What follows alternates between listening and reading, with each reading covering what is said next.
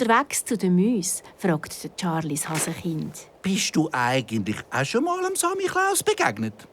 Ja, klar. Der kommt doch immer am ersten Adventssonntag zu uns in den Wald und bringt uns feine Sachen. So Zeugs, die wir sonst nicht haben. Der Samichlaus ist so ein Netter. Und er sagt einmal, dass wir Waldtierkinder nicht immer lieb sind. Aber das ist normal.